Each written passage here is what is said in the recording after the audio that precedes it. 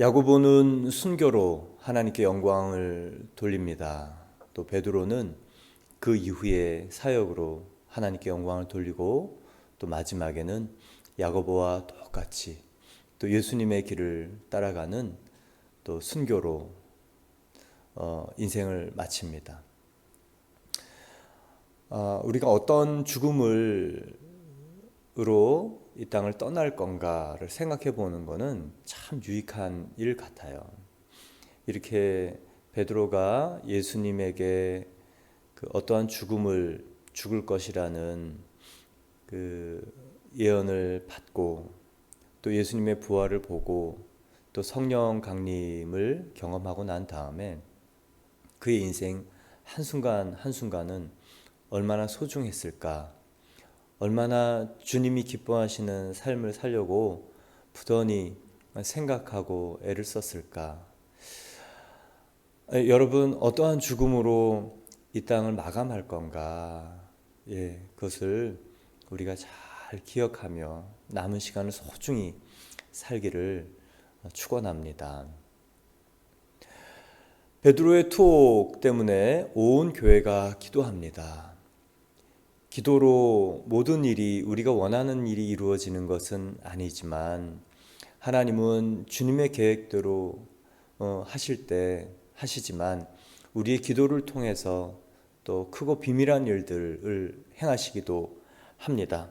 너는 내게 부르짖으라. 내가 내게 응답하겠고 내가 알지 못하는 크고 비밀한 일을 내게 보이리라 말씀하셨기 때문에 하나님의 마음을 헤아려 하는 부르짖는 기도, 내가 원하는 땅의 것을 위해서 하는 부르짖는 기도가 아니라 하나님이 들으시고 응답하셔야 할 이유가 있는 일들을 우리 힘껏 부르짖어 기도할 수 있습니다. 그러나 결과는 언제나 주님이 결정하신다라는 것을 우리는 기억하면 됩니다. 오늘 우리의 응답은 오늘 무엇이었는가? 오늘 7절을 보니 기도할 때 호련히 주의 사자, 천사가 임해서 돕는 것을 봅니다. 아직도 천사 얘기를 하고 있는가? 아직도 그런 어린아이 같은 이야기를 하는가? 아직도 그런 신화 속에 살고 있는가? 성경은 천사가 사실임을 말하고, 천사는 하나님 편에서 우리 인간의 일들을 돕고 또 인간을 섬기라고 하나님이 보내시는 그런 존재입니다. 그래서 여러분, 천사의 존재에 있다는 거 우리가 너무도 잘 압니다. 또 언제 우리에게 하나님께서 천사를 보내시는가? 오늘 본문처럼 위급할 때, 사람들이 손쓸 수 없을 때, 철통 같은 감옥에 있어서 도저히 우리 힘으로는 어쩔 수 없을 때 하나님께서 천사를 보내십니다. 호련히 주의 천사가, 주의 사자가 나타나매 옥중에 광채가 빛나며 또 베드로의 옆구리를 쳐 깨워 이르되 급히 일어나라 하니 쇠사슬이 그 손에서 벗어지더라. 호련히라는 것은 갑자기라는 뜻이 첫 번째입니다. 오순절 마가의 다락방에 호련히 하늘에서 급하고 강한 바람 같은 소리가 있어서 갑자기라는 뜻이 첫 번째 뜻입니다. 그러나 두 번째는 이제 하나님이 일하시는 시간입니다라는 그런 사인입니다. 근데 오늘 여기서 호련히라는 단어는 조금 다른 단어를 쓰고 있는데요. 오순절 마가의 다락방의 호련히와는 조금 다른 단어입니다. 이제 보라라는 그런 단어예요. 이제 보라, 이제 하나님의 일들이 나타날 것이다. 언제입니까?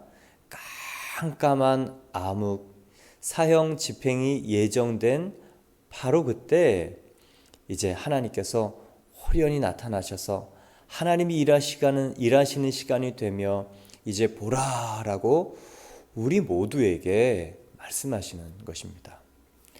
천사가 나타나서 베드로를 쳐서 깨웁니다. 얼마나 곤히 잠이 들면 옆구리를 쳐서 이렇게 옆구리를 쳐서 베드로를 깨울까? 참 태평하다, 평안하다, 깊이 잠들었구나 라는 것을 깨닫게 됩니다. 그리고 얘기합니다. 일어나라 하니 쇠사슬이 그 손에서 벗어지더라. 하나님의 명령의 특징을 하나 발견하게 됩니다. 천사를 통해서 일어나라. 일어날 수 없는 상황이죠. 한쪽 손은 이쪽 간수에, 한쪽 손은 이쪽 간수에 누워서 같이 누워 있으니까 일어날 수 없는 상황입니다. 베드로가 핑계 댈 수 있는 많은 정확한 이유가 있어요. 같이 묶여 있기 때문에. 그런데 하나님이 우리에게 무엇인가를 하라고 명령할 때는 그 일을 수행할 수 있는 조건과 환경과 능력을 주신다라는 전제를 발견하게 됩니다. 그 손에서 쇠사슬이 벗어지더라. 그래서 여러분, 하나님께서 어떤 음성과 또 말씀과 부담과 명령을 하실 때 하나님께서 그 일을 할 수 있는 여건, 환경, 힘 동일하게 주심을 믿으시기를 바랍니다. 구약의 이 기름 부으심의 일은 무엇인가? 이 기름 부으심이란 미션을 주시는 것이에요. 또한 그 사명을 수행할 수 있는 하나님의 동행하심과 모든 힘도 함께 주시는 것을 의미합니다. 이렇게 하나님께서는 우리에게 무엇인가를 말씀하실 때, 명령하실 때 그 일을 할 수 있는 조건도 마련해 주시는 분이라는 것을 발견하게 됩니다. 또 천사가 8절에 이렇게 얘기합니다. 천사가 이르되 띠를 띠고 신을 신으라 하거늘 베드로가 그대로 하니 천사가 또 이르되 겉옷을 입고 따라오라 한대. 천사가 또 얘기합니다. 띠를 띠고 신을 신으라. 베드로는 그대로 합니다. 겉옷을 입고 따라갑니다. 오늘 여기서 발견하는 것은 무엇이냐? 하나님께서 베드로의 이 구출을 통해 우리에게 주시는 메시지는 하나님의 일과 인간의 일이 이렇게 각자 따로따로 있다는 것을 좀 발견하게 돼요. 베드로의 구출에서 천사가 하는 일이 있고 베드로가 하는 일이 있습니다. 이 감옥에서의 구출은 우리 그리스도인의 구원에 비유되는 일입니다. 구원에 있어서 하나님의 일이 있고 인간의 일이 있는가? 물론 구원은 신인 협력으로 이루어지는 것이 아니라 전적으로 하나님의 은혜로 이루어지는 일입니다. 그러나 그 은혜를 내가 누리고 받기 위해서 내가 할 일도 있다는 것을 발견하게 되는 것이죠. 오늘 천사가 일어나라, 또 신을 신으라, 띠를 띠라, 그리고 겉옷을 입고 따라오라 그대로 따라갑니다. 그리고 천사가 하는 것이 생시인 줄 알지 못하고 환상을 보는가 하더라 라고 베드로가 비몽사몽 현실 구분이 안 되는 거예요. 왜냐하면 고넬료의 환상, 욥바에서 고넬료를 만나기 위해서 하나님께서 준비시키실 때 제6시 12시 기도할 때 이 하늘에서부터 뭔가 내려왔는데요. 이 비몽사몽 간에 그것을 봤다고 얘기해요. 꿈인지 환상인지 구분이 안 됐는데 오늘 보니까 생시라는 것을 알게 됩니다. 하나님의 일과 인간이 해야 할 일을 정확히 오늘 우리가 봅니다. 하나님은 이 구출을 위해서 찾고 쇠사슬을 벗어지게 합니다. 그리고 10절에 보면 이에 첫째와 둘째 파수를 지나 시내로 통한 쇠문에 이르니 문이 저절로 열리는지라. 나와 한 거리를 지나매 천사가 곧 떠나더라. 손에 사슬이 풀리고 또 첫째 초소, 둘째 초소를 그냥 지나가게 합니다. 보초가 있는데도 못 알아보게 하십니다. 또 시내로 통한 이 철문이 있는데 철문이 저절로 열리게 합니다. 그런데 베드로는 무엇을 하는가? 베드로는요, 시키는 대로 합니다. 천사가 말하는 대로 합니다. 이것이 바로 인간이 해야 할 일인 것이죠. 하나님은 이 구원을 위해서 늘 큰 준비를 하셨어요. 하나님의 일은 무엇이냐? 요한복음 3장 16절에 구원을 위해서 하나님의 구원의 방법은 독생자를 주시는 것입니다. 그것이 인간과 하나님의 구원에 결정적이고 주요하고 가장 큰 일이며 100%의 구원의 일을 이루는 유일한 길입니다. 그러나 인간이 해야 할 일은 무엇입니까? 그것을 믿는 것입니다. 하나님께서 여호와 이레라는 창세기 22장에 여호와의 산에 준비되었다라는 여호와의 준비, 그때 하나님의 일은 무엇이냐? 수풀에 걸릴 숫 양을 준비하시는 것이 하나님의 일이고, 아브라함의 일은 무엇인가? 이삭을 결박하여 번제를 드리는 것이 아브라함의 할 일이었습니다. 여러분, 여기서 우리가 믿음의 한 단면을 보게 돼요. 베드로는 일어나라, 그래서 일어납니다. 그래서 벗어집니다, 쇠사랑이. 근데 앞으로 나아갈 때 초소가 몇 개 있고 철문이 있다는 것을 알지만 따라갑니다. 믿음이란 무엇이냐? 일어나라 라는 명령을 들었을 때 쇠사슬이 풀리고 철문이 열리고 또 하나님이 그 앞에 나아가서 하실 일들이, 제한된 일들이 다 제한이 풀려질 것을 바라보고 따라가는 것이 믿음입니다. 믿음은 히브리서 11장 1절에 바라는 것들의 실상이요 보이지 않는 것들의 증거라고 써 있습니다. 이 얘기는 무엇이냐면, 믿음은 바라는 것들에 대하여 우리가 미리 확신하는 것이다 라는 뜻입니다. 보이지 않지만 그것이 사실임을 믿고 따라가는 것이 믿음이다 라는 것을 말씀하는 거예요.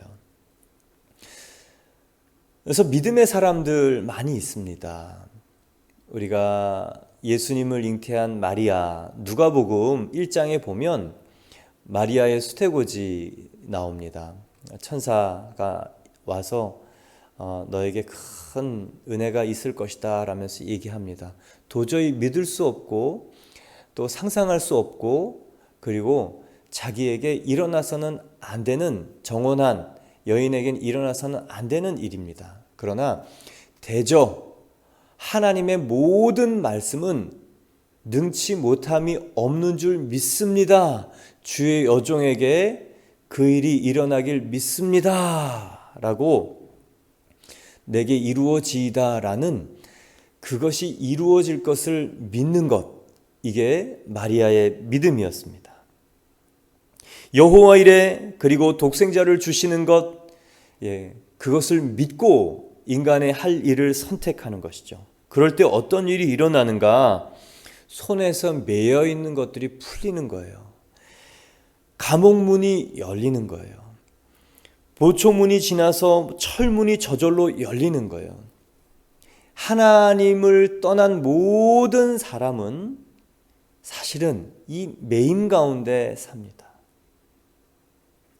그런데 하나님은요, 우리에게 그 매임의 모든 매임을 다 풀어놓으실 예수 그리스도의 사건, 십자가의 사건으로, 독생자를 주시는 사건으로 인간이 묶인 모든 매임들이 이미 끊어졌고 결박이 풀어졌습니다. 그럼에도 불구하고 예수님을 믿지 않고 예수님을 믿으면서도 그 매임 가운데 사는 것이죠. 그것이 참 우리에게 하나님 보실 땐 얼마나 안타까운 일일까 생각하게 됩니다. 오늘 천사가 할 일은 매임을 푸는 일이었어요. 그리고 베드로가 하는 일은 그 매임이 풀림을 믿고 나아가는 것이었습니다. 하나님을 떠난 모든 사람들은 매임 가운데 삽니다. 야곱, 나중에 이스라엘로 바뀌죠. 야곱은 무엇에 매여서 살았는가? 아버지 이삭 집에 살았을 때는 팥죽, 장자권에 매여 살았습니다. 형의 그 장자권, 축복, 팥죽, 장자권, 결국 야곱은 이 땅의 축복에 매여서 살았던 사람이죠. 그리고 또 우리가 잘 아는 사울 왕은 사람의 시선에 매여서 살았습니다. 키가 다른 사람보다 한자 하나 더 컸죠. 어깨 위에 다른 사람, 인물도 출중했고 다른 사람보다 키가 컸기 때문에 늘 주목받는 삶을 살았던 것 같아요. 자신에게 주신 하나님의 이 신체적 특징, 키가 크고 준수하고 두드러져 보이는 이 축복이 하나님께 쓰임 받지 않고 이 자신의 그런 자기의, 그래서 사람들의 시선을 의식하는 사람으로 계속 바뀌어갑니다. 그래서 결국 하나님보다 사람의 시선을 의식해서 모든 이 정책을 결정을 하는 이 실수를 발견하게 됩니다. 또 매임, 결박을 제일 많이 나오는 성경이 사사기인데, 사사기 12번째 사사인 삼손의 결박이란 단어가 많이 나옵니다. 모든 사람들은 아까 야곱은 성공과 또 물질에 매여 삽니다. 또 사울왕 같은 경우는 이 사람의 시선에 매여 삽니다. 또 삼손은요, 이 집착에 매여 삽니다. 이성에 매여 살죠. 사도행전에도 결박이란 단어가 굉장히 많이 나와요. 사사기에도 굉장히 많이 나옵니다. 그런데 이 삼손에게 사사기에 나오는 결박은 삼손을 결박시키는 그 결박. 왜냐하면 본인이 이성에게 결박당해서, 그래서 육체의 결박을 당하는 장면에 많은 단어가 나오는데, 사도행전은 주로 사도 바울이 복음을 위해서 결박당하는 장면에 많이 나옵니다. 삼손의 결박은 이성 때문인가? 결국 그렇게 나타났지만 삼손은 이 관계 미숙아라는 것을 봐요. 다른 11사도는 이 단독 사사가 아닙니다. 백성들을 일으켜서 규합해서 함께 싸우게 하고 또 그 일을 위하여 회합하고 미팅을 해서 어떻게 할 건가 결정하는 사람과의 관계가, 또 회의가, 또 소통이 되는 그런 사사였어요. 이 여사사 드보라도 마찬가지로 백성들의 이 세력을 정돈해서 싸움을 할 수 있는, 그렇게 남성들과 서로 소통이 되는데, 삼손은 단독 사사입니다. 다른 사람들의 힘을 모아서 함께 주변 나라를 대항하는 일을 하지 않았어요. 혼자 왜 혼자 되었을까? 왜 혼자 되는가? 왜 관계 미숙아가 되는가? 탁월한 힘 때문에 그랬습니다. 차라리 힘이 없었더라면, 육신적인 힘이 없었더라면, 자신의 그런 확신이 없었더라면 이 사람은 다른 사람들과 화합할 수 있는 사람이 됐을지 몰라요. 이렇듯 우리가 장점 때문에 매이는 것을 보고 또 관계가 매이면서 그 인생이 이 결박당해서 결국은 그렇게 인생을 마치게 됩니다. 그런가 하면 요셉은 어디에 매여 있는가? 총리 요셉은 꿈에 매였습니다.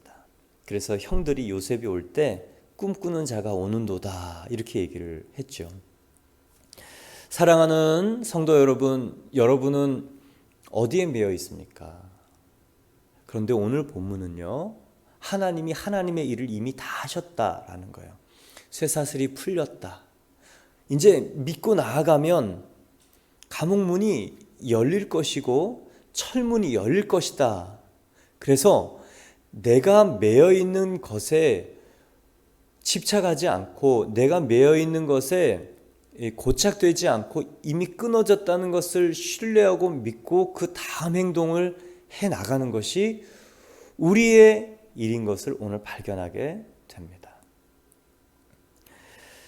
사람들은 그 매여 있는 것 때문에 참 힘들어요.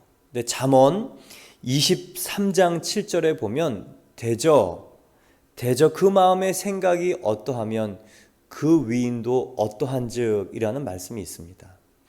대저 그 마음의 생각이 어떠하면 이라는 뜻은 생각하는 것이 그 사람이 됩니다 라는 뜻입니다. 생각에 매여 있는 그것이 그 사람의 인생을 만듭니다 라는 것입니다. 여러분, 오늘 여러분의 생각 무엇으로 채우시겠습니까? 야곱처럼 이 땅의 장자권과 축복에 매여 있으면 분투하는 인생을 살지만 늘 갈등 속에 살고 이 12자녀들 속에서 참 이 험악한 세월을 살아가게 되는 것이죠. 그러나 그 아들 요셉처럼 꿈에 매여 있으면, 감옥에 있어도 그 꿈에 매여 있으면 일어날 수 있습니다. 불행한 생각이 들어올 때마다 그 꿈에 매여 있으면 꿈 때문에 그 불행한 암울한 그 곡해하는 모든 것들을 끊어낼 수가 있는 것이죠. 그래서 여러분, 오늘 여러분, 우리가 어디에 매여 있는가, 어떤 생각을 하는가, 나의 이 고질적인 이 묶임은 무엇인가, 그게 무엇이든 예수님이 이 땅에 오신 목적, 이사야 61장 1절 2절 3절 갇힌 자에게 노임을 선포하고 포로된 자에게 자유를 주셨다. 여러분, 그거 믿으시기를 바랍니다. 이미 끊어졌다, 저주가 끊어졌다, 결박이 풀어졌다 라는 그 믿음과 확신으로 나아갈 때 오늘 베드로가 정신이 들어서 맞았구나 라는 것을 확인하게 되는 것입니다. 오늘 참 재밌어요. 본문이 어디가 재밌냐면 철통 같은 철문은요 그냥 열립니다. 그런데 13절에 베드로가 이 요한의 어머니 마리아의 집에 가서는 문을 두드려요. 두드려도 문을 열어주지 않아서 계속 두드립니다. 어떤 문이 열기 쉬운가? 그냥 철문보다 사람의 문이 열기 쉽죠. 그런데 하나님께서는 우리가 열 수 없는 문을 하나님이 여셨고 우리가 열 수 있는 문은 두드리게 하십니다. 사랑하는 성도 여러분, 오늘 이 베드로의 구출을 통하여 하나님의 그 놀라운 일들 좀 잘 협력해서 내가 주님이 이루신 일을 맛볼 수 있길 바랍니다. 그런데 목사님, 천사가 나타나서 저한테 이렇게 하면 제가 그렇게 할 수 있을 것 같아요. 일어날 수 있을 것 같아요. 또 용기 내서 걸어갈 수 있을 것 같아요. 이 동굴 안에서 그냥 고집 부리고 고집 안 부리고 나올 수 있을 것 같아요.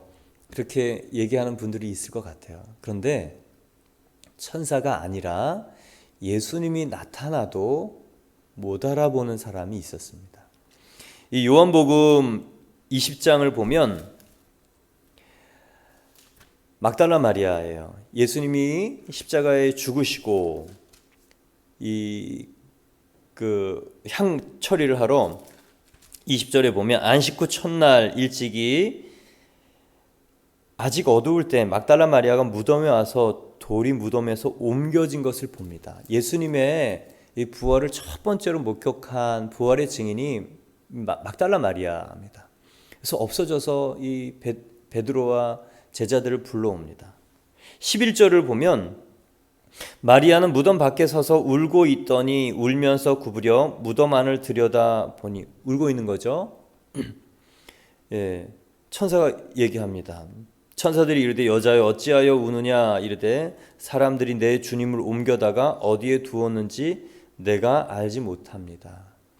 왜 우는 것인가? 예수님의 시신이 없어졌기 때문에 그래요. 이 말을 하고 뒤로 돌이켜 예수께서 서 계신 것을 보았으나 예수이신 줄은 알지 못하더라. 예수께서 이르시되 여자여 어찌하여 울며 누구를 찾느냐 하시니 마리아가 그가 동산지기인 줄 알고 이르되 주여 당신이 옮겼거든 어디 두었는지 내게 이르소서 그리하면 내가 가져가리이다. 예수께서 마리아야 하시거늘 마리아가 돌이켜 히브리 말로 라보니 하니 이는 선생님이라. 왜 예수님이 서 계신데도 못 알아보았을까? 자기 슬픔이 크면 하나님이 무슨 일을 하시고 예수님이 나타나셨는데도 알아볼 수 없다. 자기 감정에 매몰되면 천사가 아니라 하나님이 직접 예수님으로 나타나셨는데도 우리는 못 알아볼 수 있습니다.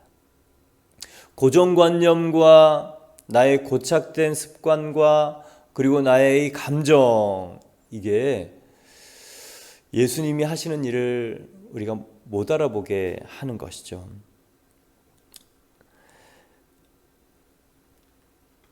오늘 우리가 베드로의 본문을 보면서 깨닫는 바는 이미 결박이 풀어질 것을 믿고 나아갔던 베드로의 행동. 그냥 주님의 계획에 순순히 동참해서 구절처럼 베드로가 나와서 따라가는 믿음.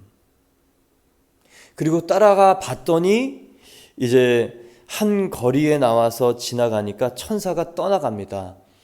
이제 우리가 스스로 갈 때까지 천사가 도와주지만 그 다음에 베드로가 정신이 들어서 이제 깨닫습니다. 11절 보겠습니다.